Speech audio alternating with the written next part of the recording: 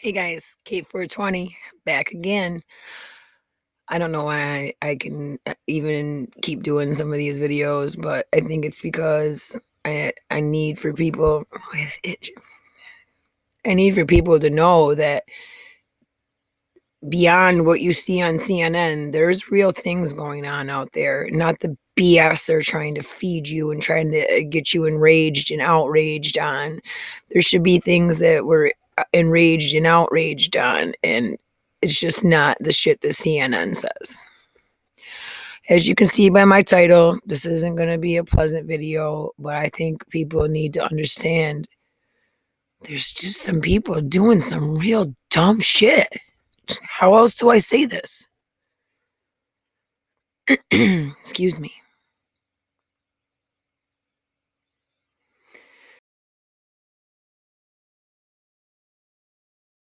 Daughter's gums. Yes.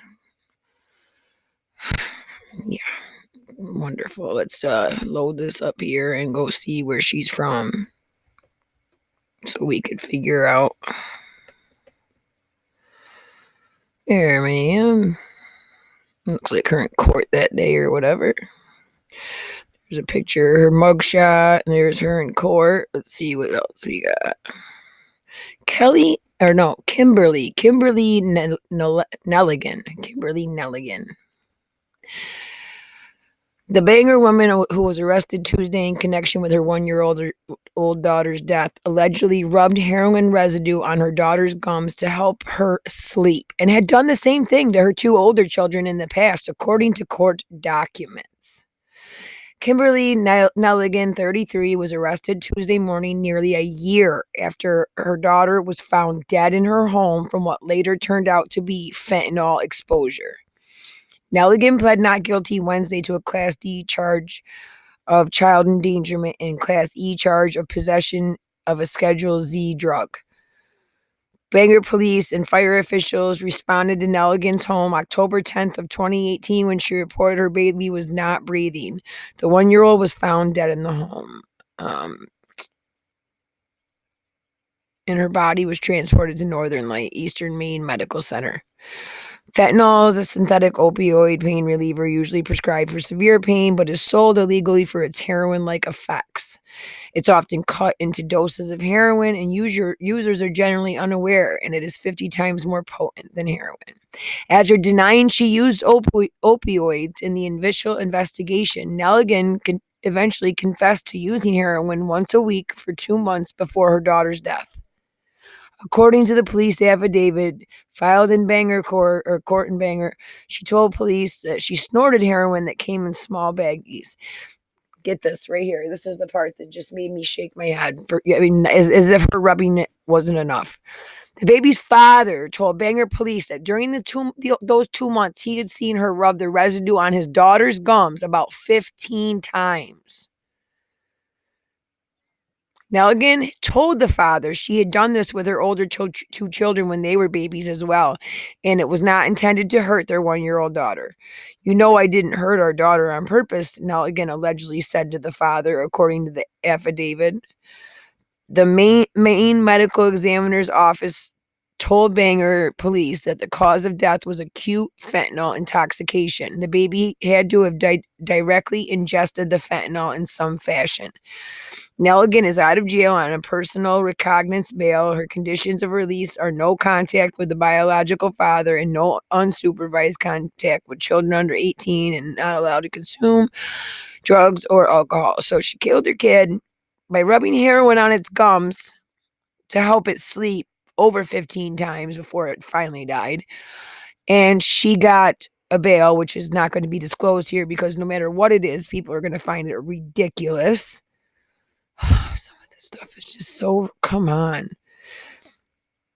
It says, when Maine's child endangerment law was drafted, it was mainly referred to alcohol or smokeless tobacco and did not take into account such a deadly drug like fentanyl. There is no felony level child endangerment charge here. The law itself, I think, needs to catch up. You're damn right it does. All she is facing is 1 year behind bars and a fine of up to $2,000 for the one charge, the drug possession is punishable by 180 days in jail and $1,000 fine. And she is going to literally get away with her supposedly accidental, okay, it's not like back in our day when our mother's parents said, "Oh, we rub Jack Daniels on your gums." You're not okay, and I'm not saying I agree with that. I'm not saying I agree with that. Sorry, I always do be looking at the wrong spot. I'm not saying I agree with that, whether I do or I don't. My point is that is not deadly. That is not a deadly drug that people are ODing all over the country on. And I don't think I've ever heard of a baby dying from having alcohol rubbed on his gums when it was, teething, whatnot. She just took this to a whole new level because she was an opiate addict herself, and she probably was having trouble dealing with her young children, and she did think she could put them to sleep that way. She thought she knew how to dose her child just enough. That's disgusting. Oh, it makes me sick. I want to throw up. So, but she's not the only one. She's not the only one. Looking her up, aisle sets of couples, moms, you name it, I found it. And it's just sad because these people, a lot of people did it on purpose. Some people did it on purpose. Here we go. Woman found guilty of killing baby with fentanyl and sippy cup. I mean, okay. Here we go. Pennsylvania woman who prosecutors argue gave her baby fentanyl in a sippy cup so she could return to smoking pot. See, always a good reason. Was found guilty in the child's death. Thank you, Jesus. Jania Pratt, 23, showed no emotion when she was convicted Tuesday in Allegheny County Court of involuntary manslaughter and endangering the welfare of her 17-month-old daughter, says the news station KOCO. The jury acquitted the mom of homicide charges. Of course they did. April 5th of 2018 says in the death of Charlotte Napper-Taley, who was poisoned by a fentanyl cocktail at their East Hills apartment. Sorry. Prosecutors argued Pratt fed her baby the fatal mix because she wanted to sit back, relax, and smoke marijuana. That baby was getting in the way of her enjoying her pastime, says the ADA, Diana Page. See, now that just sounds ridiculous. No offense, but the district attorney blew this case. The reason that she was acquitted was because the ADA actually tried to convince a jury that this girl was so desperate to get back to smoking marijuana when at least probably 6 of those jurors smoke marijuana and they know you're full of shit. That's probably not the reason that she did it. There might have been a lot deeper seated reasons that you never got to. But I don't believe it's over some marijuana. When you try to vilify marijuana like that as an ADA to 12 jurors in today's society who have either lived in or could possibly live in a state today where it's legal. And so she says, I have no knowledge as to how fentanyl got into my daughter's sippy cup, Pratt was heard saying. Pratt's court-appointed lawyer argued that she may smoke weed every now and then, but wasn't responsible for her daughter's death. Her attorney, Brendan Herring, claimed that mom's boyfriend, Albert Williams, prepared the fatal mixture in the sippy cup for her daughter. Albert had access to fentanyl, and he prepared the sippy cup. The prosecution hasn't provided any evidence that Miss Pratt put that fentanyl in that cup. Wow. I'm just... Please, the court needs to start court ordering sterilization for these types of parents. You need, okay, so if the jury's going to acquit you on homicide and you're going to be back out on the street where you're going to probably be pregnant in the next 2 years, and this next guy may or may not ever know that you killed the last one, I think it's only fair to society to stop you from reproducing anymore. Period. Wow, that's all I can say. So there's more. A Delco couple. I think this might be Philadelphia, if I'm right. Come on.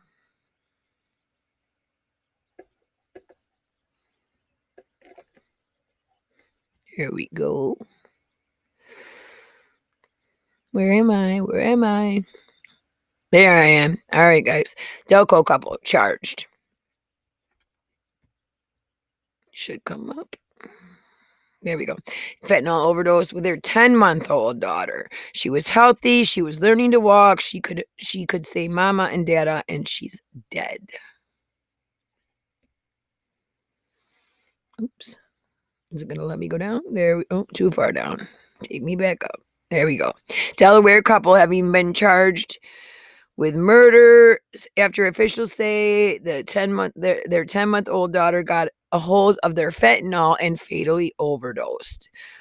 Joseph Milano, 31, and Lauren Semenik, 34, were charged Wednesday and April 16th in the death of 10-month-old Angelina Milano, Upper Darby Police Department Superintendent Mike Chitwood said. In addition to the murder charge, the couple has been charged with involuntary manslaughter, conspiracy, endangering the welfare of a child, and use of drug paraphernalia. Officials said the child died inside the couple's home at Wesley Drive in Clifton Heights section of Upper Darby Township. This is a very, very tragic story and shows that what drug addiction can do. The victim was a 10-month-old baby girl. She was healthy. She was learning to walk. She could say mama, dada, and now she is dead. According to the affidavit, Officer William Sides arrived at the couple's home around 1:17 a.m. to a call of a child in cardiac arrest. When the officer got there, frantic Joseph Milano was on the sidewalk in front of his house holding the little girl and shouting that she was not breathing. He told Sides that his daughter had slid under the water during a bath. Oh boy. At this time, Officer Sides noticed Angelina had no pulse and her skin was gray and pale. Angelina was cold to the touch, her skin was dry, and her diaper was dry. Meaning, you didn't just get her out of the bath.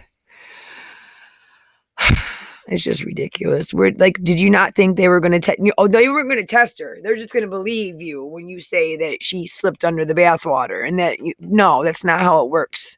They have to do an autopsy now and see if there's water in her lungs. They have to do toxicology because of that autopsy. No matter what, they would have done in toxicology. Anyway, while Semenik initially appeared surprised according to the document, paramedics soon arrived and rushed the child to Delaware County Memorial Hospital, where Sides asked Semenik if it was possible her daughter ingested heroin. While Semenik initially appeared surprised, according to Sides, when the officer noted doctors needed that information as they worked to save the baby's life, she conceded it was possible. Doctors administered Narcan to the 10-month-old, but their efforts were not enough. Angela Milano died at the hospital at 2:02 a.m. The affidavit shows both parents giving police officers differing timelines of the event, but what both suspects did acknowledge was at some point the girl put a blue piece of paper in her mouth. Oh, Jesus. According to the document, heroin is commonly sold in blue wax paper bags and is often laced with or completely replaced with fentanyl to increase the dealer's profit margin and enhance the drug's effects on users. Jesus. I am all for helping the addicted, but when your addiction causes the death of a 10-month-old, shame on you. That's exactly how I'm feeling at this moment. The synthetic opioid was found in 67% of the state's 5,456 overdoses in 2017. Yeah, that's pretty. It's still going up. The rates are still going up instead of down.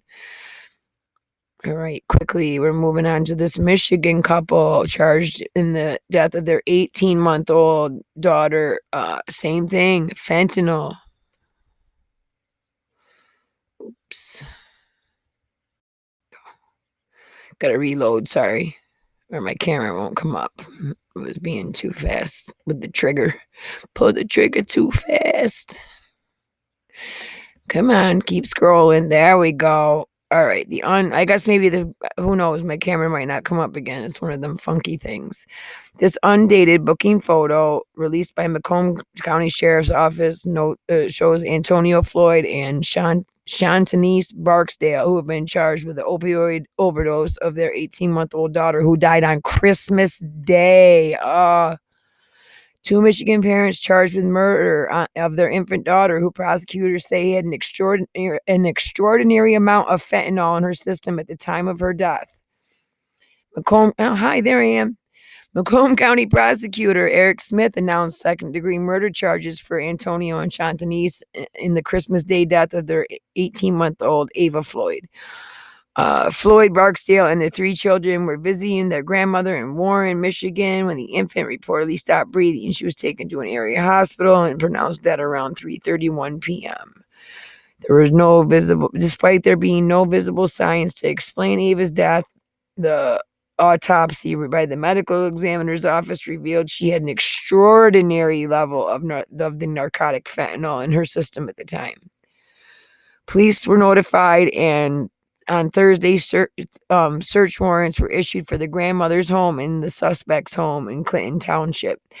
Authorities discovered evidence of manufacturing and distributing narcotics inside the Barksdale and Floyd and Barksdale's home.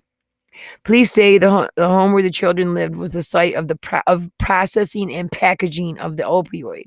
So all that residue was laying around, you guys. Like all the one little grain of fentanyl, a grain. If you look that up, what a grain of fentanyl looks like, well, that will kill an infant.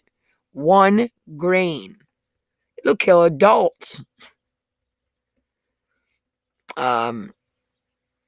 It says suspects will face additional charges, including manslaughter, second-degree child abuse, and the delivery and manufacture of a controlled substance. And not least, definitely not least, because there's more in every 17 minutes. So, this is the toddler that died of a drug overdose after parents left her for over 22 hours. And here we go. Go back up. Stinker. Come on. Last one. Of course, it's gonna give me trouble on the last one. Oh, I forgot to stop. There we go. There, that should do it. All right, 22 and a half hours. That's how long state police said a Greencastle, PA couple waited before checking on their 3-year-old daughter. Let's see. Police say Brittany Higgins' daughter was put to bed at 10:30 and on January 5th, and the mother's boyfriend peeked in about 12 hours later. And he told police he believed the child was sleeping, but it was not until 9 p.m. the next night that they walked into the bedroom to make sure she was all right. By then, toddler Logan Starliper was dead. Now Brian Bennett, Higgins' boyfriend, are charged with 3rd-degree murder and 4 other felony counts related to her death. An autopsy and toxicology found that Starliper died from an overdose of meth and buprenorphine, which is Suboxone. So it was meth and Suboxone mixed together that she had. So tell me how that was an accident. Tell me how someone accidentally ingested meth and a Suboxone. It says other evidence of neglect was visible. She had discoloration around her mouth, both eyes, and cheeks. In initial interviews, they failed to reveal the cause of the marks. Let's see. They found evidence. They had communicated about the physically abusing the girl and another child, according to court documents, because there had been the mystery bruises on her. Okay. We're going to keep it. Thursday, they said they do not know how at a press conference Thursday on how the girl got the drugs in her system. State police would not say. What time Starliper is believed to have died was not revealed. Methamphetamine, often just known as meth, was a stimulant. The same website that states buprenorphine is a medication to treat opioid addiction is the main component of this prescription drug Subutex to which Bennett was prescribed, and Suboxone, for which Higgins had a prescription for. Oh, that's a great house for everybody to be involved. Everybody involved. There definitely shouldn't have been any children if they're that irresponsible with their prescriptions. Higgins told state police where she and Bennett kept the drugs in their home. She kept her meth in a bag on the top shelf of her closet where the kids could not get it, and kept her Suboxone locked in a safe, according to court documents. She said Bennett kept his Subutex on the stand next to the bed. Bennett later told police he kept his meth on him and he would use it as he could. Police also found 3 pipes with burnt residue during the search of the home and concluded it belonged to the target, Bennett. Higgins says she and Bennett had injected meth on January 4th and 5th. Uh, Come on. Go get back up there. Franklin County DA Matt Fogel commented on the incident, saying the death of the sweet, innocent little girl is the most heartbreaking example of the danger of the overdose overdose epidemic has brought to our community and region. We will avenge her.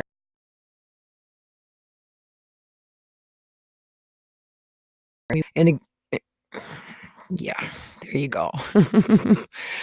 All right, I have no idea about USA Today and why they always jump to another article as soon as you're done to hit. It's like a sales pitch or something. Everybody have a wonderful day. I'm working on the Kanika Jenkins special.